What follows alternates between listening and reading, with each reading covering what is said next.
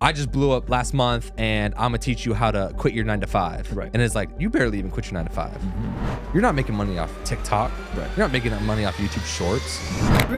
Ruslan. Into that, guys, my name is Ruslan, and this channel exists to encourage you to mastermind your business the master's way. All right, now let's get into the video. I want to open up with something that I think is near and dear to my heart. It's something that me and Zach have had a lot of back and forth on, and it is the concept that most creators go towards to monetizing their platform as quickly as possible for as many people as possible. And the line in the sand that I've always had in terms of what I can't bring myself to, it honestly overlaps with the main topic that we're going to get into. But we know, Zach, that in the YouTube space, one of the fastest way for creators of all sizes to monetize their platform as quickly as possible is by selling what? High ticket courses or even just mid ticket courses. Education. Education. Yeah. Education. I don't have a problem if people have a course, a digital course, right? I think Alan Parr has like a study the Bible course. Sean Cannell has an amazing YouTube course. And as the niche of Christian YouTube is growing, we're starting to see more and more Christian creators with courses. We have a course. We have a Master YouTube Live course, right? Which is basically just telling people the systems we've used to build it. We've had it for years. People ask for it. We have it. It's a couple $100. But then there's like charging thousands of dollars for courses. Then there's charging thousands of dollars for courses and masterminds. And all of it is a spectrum. Okay. But just so you guys know, a lot of the businesses that grow on this platform do it on the back of building education and trying to sell education to people. A lot of the information is kind of readily available, but they're kind of packaging and creating a system for you, if you will. Okay. The issue I have with this is not the selling of a digital product. It's not the selling of a course. The issue I have with this, selling people hope. I think selling people hope, selling people the hope that they're going to be rich, that they can quit their job, that God is going to bless them in incredible ways, right? Whether it's full on like prosperity gospel, or if you take this course, you can quit your job. Ugh. Literally, I sat here and reflected on not just that, but there was some information I got about the Mike Bickle information I added. But I was literally sitting here and I was telling Zach, like I felt nauseous in my stomach when people sell people hope. I think it's one of the most disingenuous things to do is to sell somebody hope and not the reality of a system, a grind, a long-term plan, right? Like telling somebody, if you take my course, you will be rich. But telling somebody you're going to be rich if you join my MLM. Yeah. Like you're not selling people the product, you're selling people the opportunity. Worse than that, you're selling them on the insecurity of their own financial instability and that this is going to be the pathway forward. And that's why I am so hesitant about the education space. That's why I don't want to do a mastermind. That's why I don't want to do a bunch of coaching. That's why I don't want to do this stuff, because people think that there is a magic bullet to all of this, and there's no magic bullet. There's, first of all, do something that you're exceptional at and that you're good at and you've been doing for a long time, decades, preferably.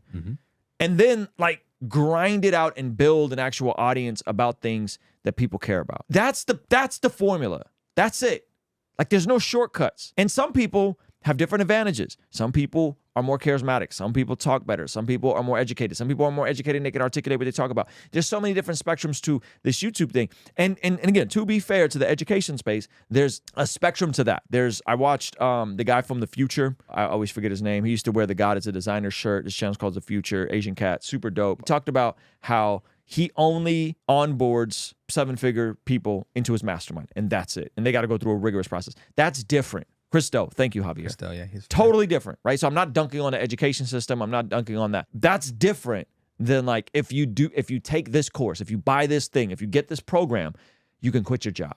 Yeah, there's levels to education, and Alex Hormozi broke it down really, really well, because education online has become $1 billion company, and it's something that a lot of people participate in.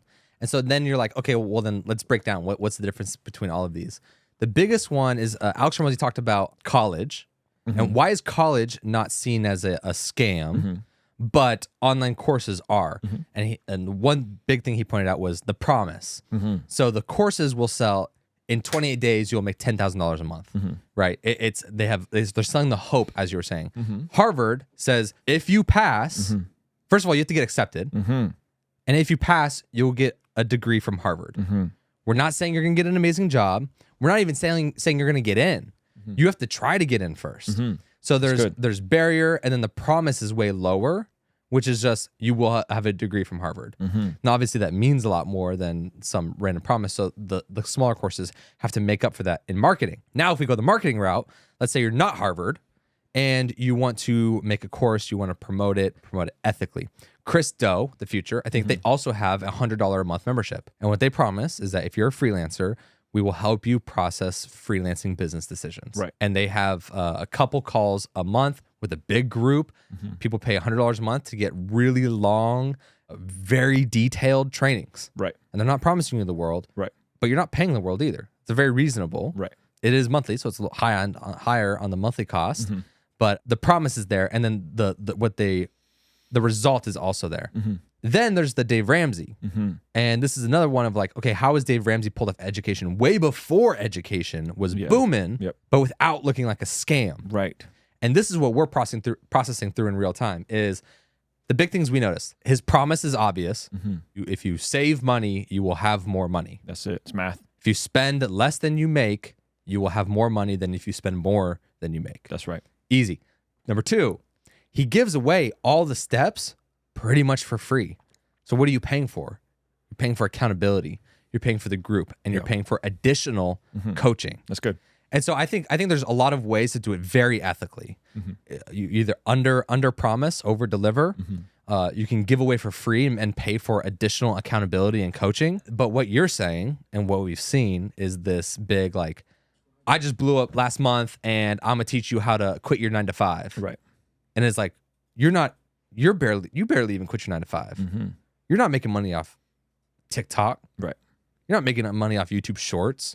You just hack the algorithm, and then you're finessing other people into thinking that you have like a real amount of subscribers that's generating revenue when you're not even playing in the same league as these YouTubers that have been around for 10 years that have worked really hard to have that same amount of subscribers, but from actual videos. There's a spectrum of difference between what Ben Shapiro built on the back of YouTube and what someone built on the back of Shorts.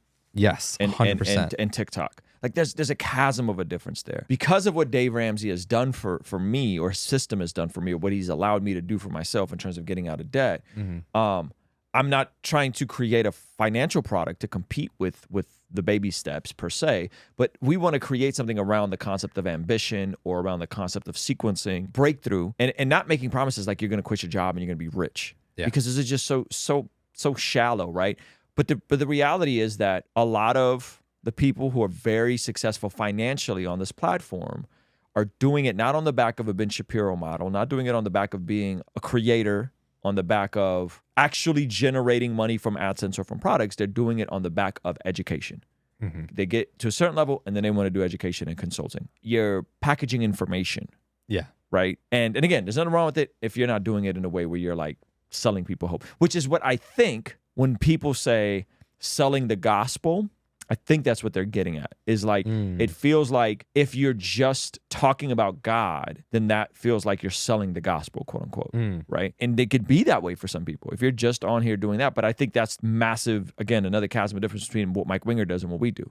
Right? Like Mike Winger is a ministry, a nonprofit. There's creators like off the curb that don't monetize their channel at all, which is incredible, right? Those are ministries. And then there's, hey, commentary, reaction, podcast, products, so on and so forth. And so I think that's the tension, and all of it just kind of, I don't know how else to say, but some of it just kind of grosses me out. And I don't think that's the pathway. Like if you just built a 6-figure business and then your 7-figure business is teaching people, I just look at it like you're not a real business, like you're not a real business person to me.